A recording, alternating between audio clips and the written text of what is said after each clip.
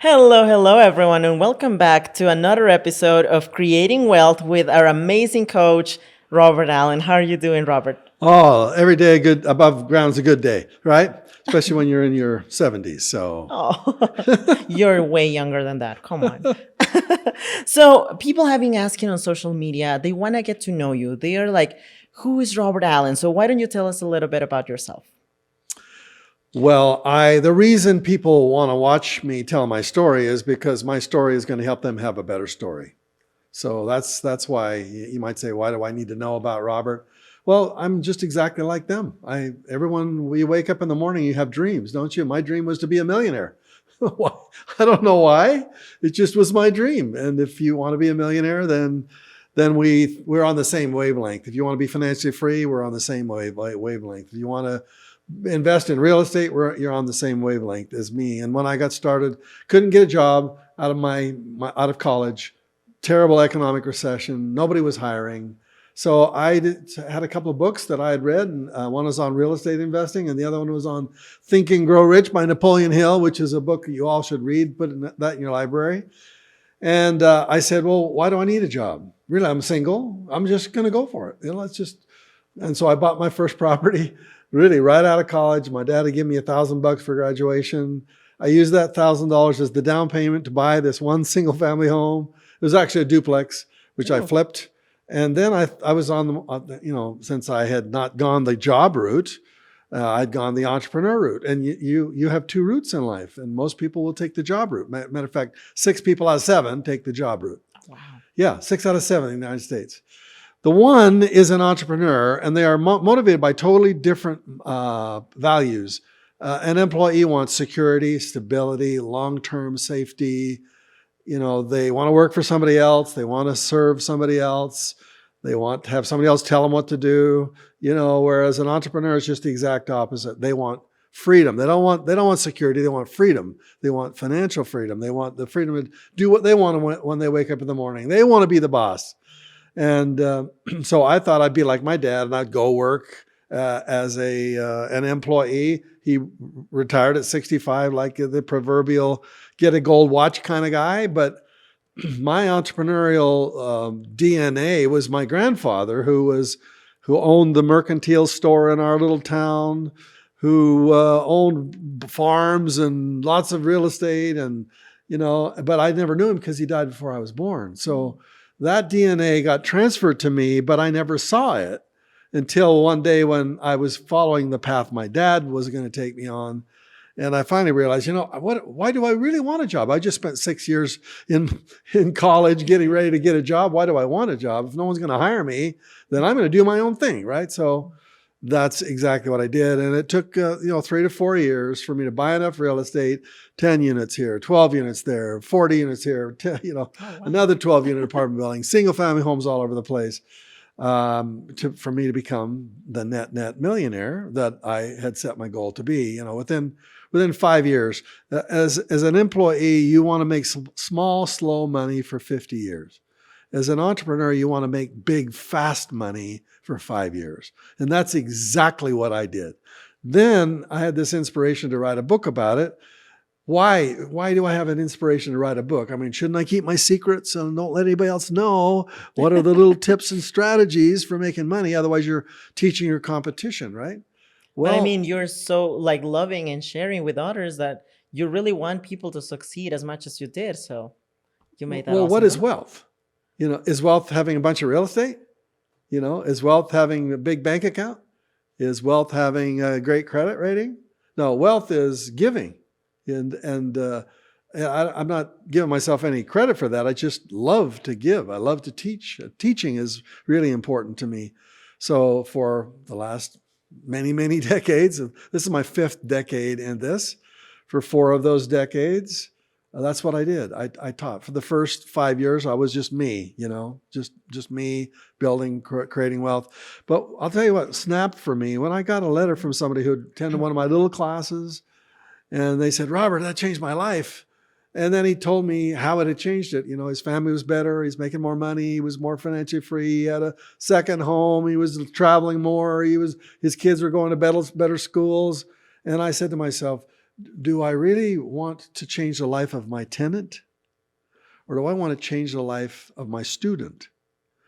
My tenant, generally speaking, they think like tenants. You know, they go into a tenant-oriented situation. I can give them what they need in terms of my tenant is concerned. But what I want is, I actually want to talk to entrepreneurs. Tenants are usually employee-minded, and they don't even get why I'm doing it. They actually are, you know, they look at rich people as if we're ripping off the world and stealing and doing all kinds of nasty stuff. Where all the millionaires I know, they're the givingest group of people. They're teachers. They if you ask them for help, you know, open up the doors to help you. In the employee world, it's dog eat dog. In the entrepreneur world, it's dog help dog. And so that's who I wanted to teach. And the stories as they were coming back to me were inspiring to me. It was like, I want to create success stories. I don't want to create housing for tenants. I want to create success stories. So I've created tens of thousands of success stories. And everyone is just almost brand new. You know, they tell me, Robert, you changed my life. I was just at a conference. You know, there were like 100 people there, and I'm the OG. I'm the OG of that group. They had a panel of all the gurus, the masters, and I was the lead master of that group. Oh, wow. And I asked them, how many of you read my book? You know, and of this audience, I never met hardly any of them. You know, and they, you know, 80% of the people raising their hands to that.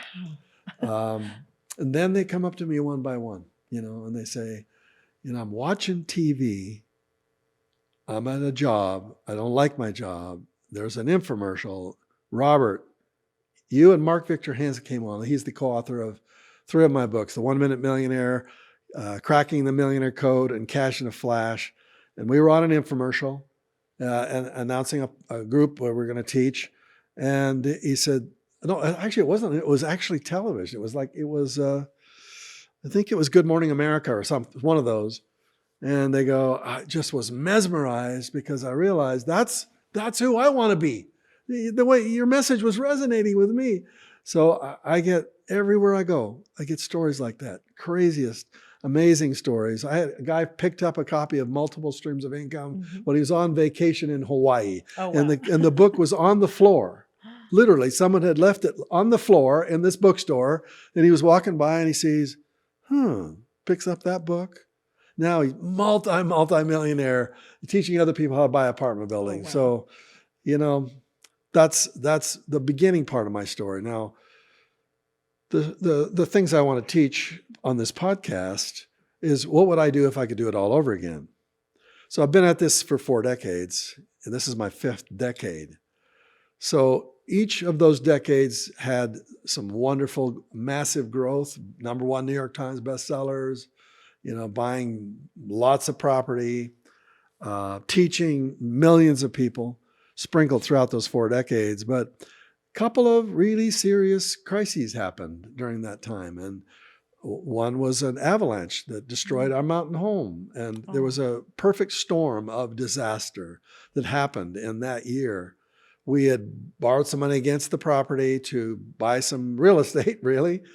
And our seminar business was in decline because they had changed the tax laws. So for a period of time, nobody was buying real estate seminars. Oh, no. And therefore, the seminar business that was promoting me and licensed to do my seminars went out of business. So literally, that income stopped.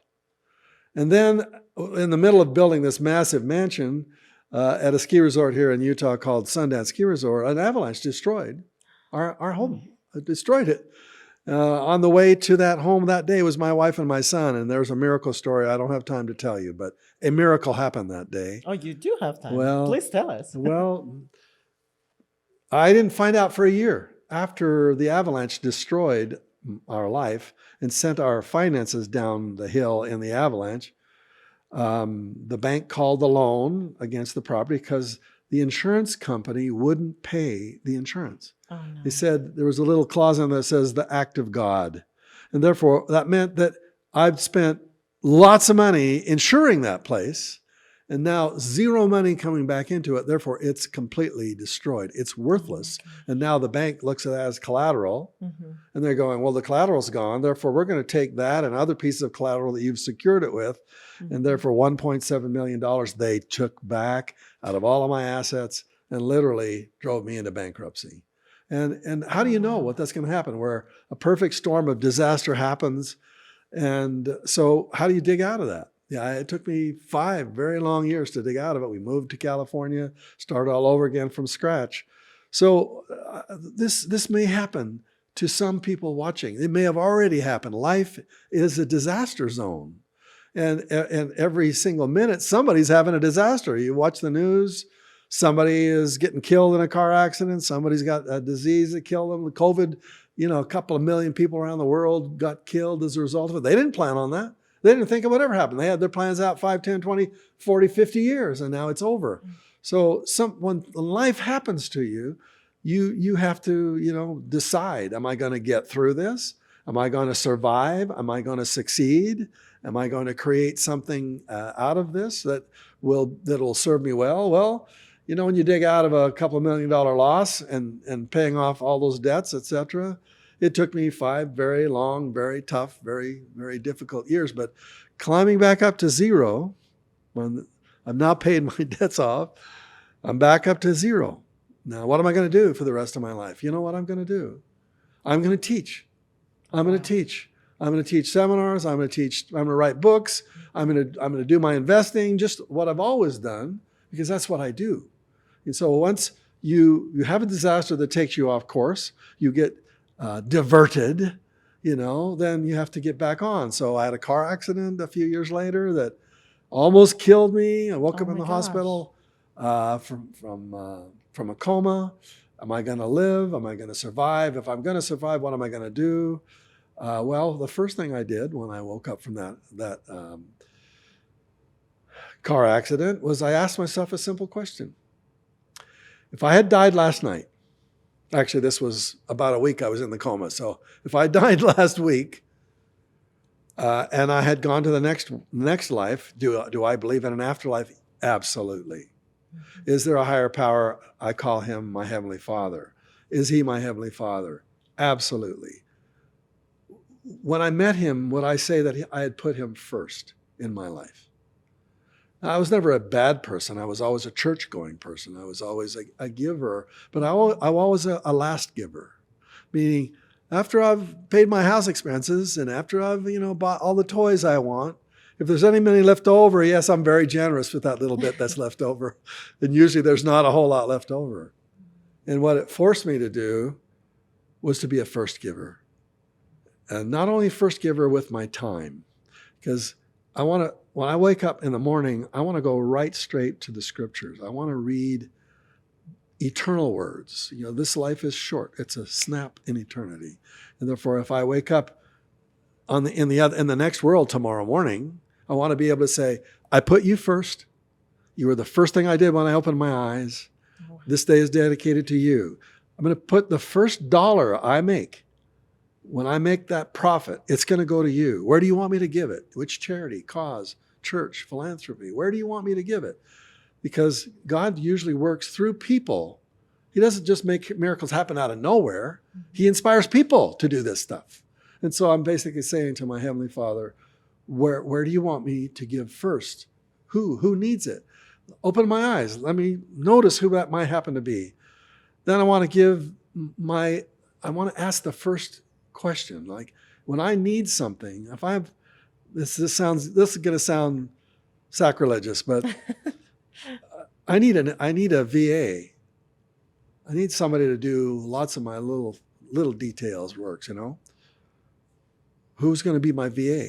I have to hire somebody, right? I got to find somebody to do the stuff I don't want to do, stuff that I'm not very good at. Employees, team members that fit that in this. So I'm going to say, well, who's the best VA on the planet? Who's the best VA in the universe? Really, it's kind of sacrilegious, but I say, Heavenly Father, I need this and I need that. I'm going to ask him first. And usually as entrepreneurs, we don't ask other people first.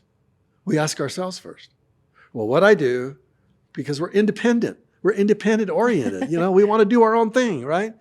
And it's hard for us to ask other people for help. We don't want to bother other people. We don't want to look foolish in front of other people. Well, I'll just do it by myself, right? Which means we're thinking small. And therefore, you want to get the best results, then you have to reach out. So those are just some of the firsts that I had to learn the hard way by waking up from an accident that almost killed me. So those are just 2 episodes in the life of Robert Allen.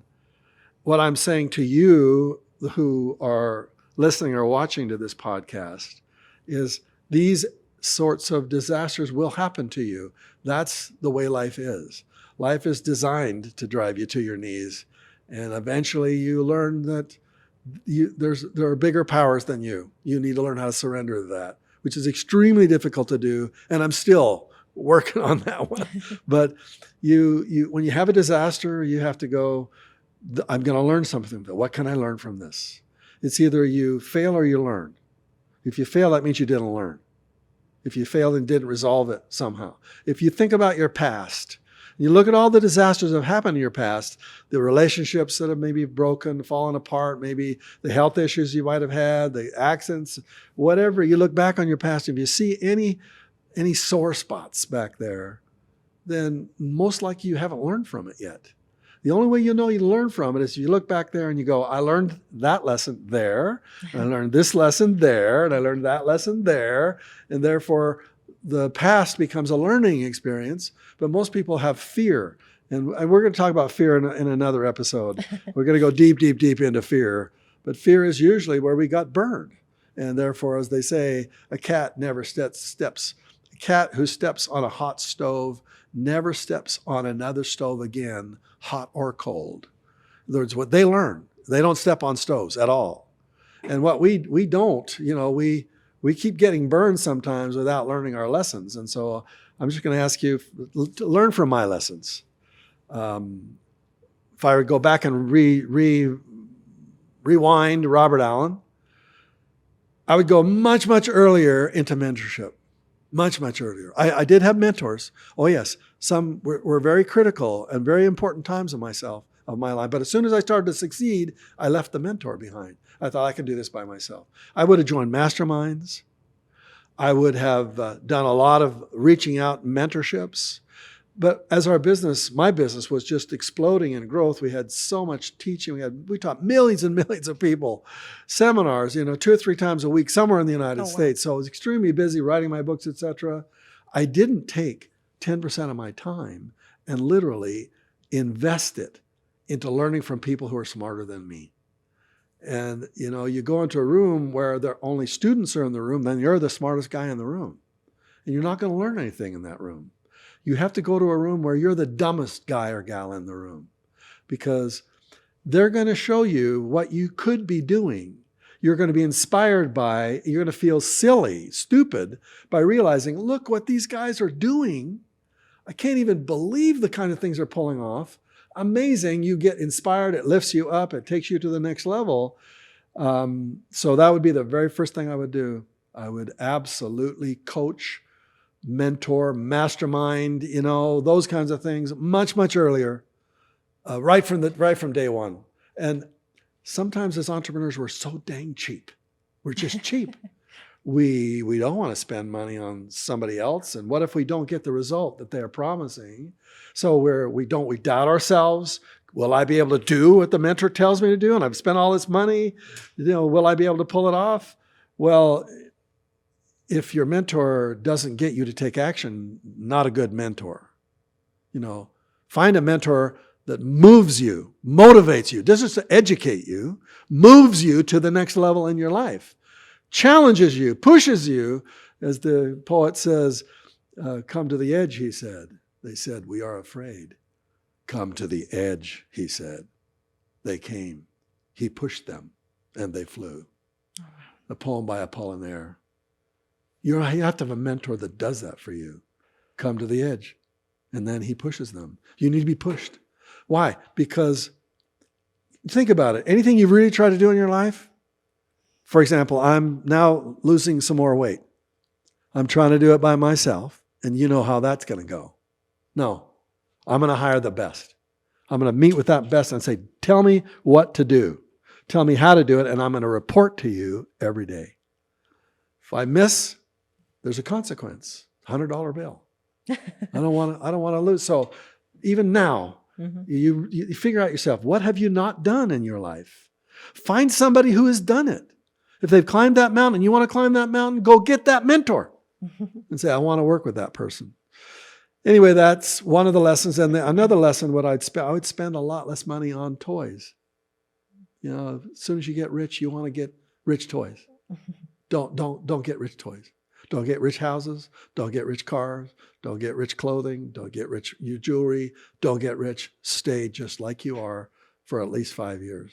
Save, pile up that money. You know why? Because when you spend all your extra money to look rich, then when the next opportunity comes along, all your cash is gone on things that go down in value. All the cars I bought, never sold a car higher than whatever I paid for it. Never. Jewelry, furniture, houses, crazy. Because when you get into big houses, 10,000, 12,000 square feet, multi-million-dollar homes, rich people usually want the home they want to build. So it's hard to sell those dang houses. Yeah. So the bottom line is, be modest. If I had, and then save 10%. Save 10% of all you earn, no matter what, period. Give away 10%, save 10%, live on the 80, frankly. We did not do that.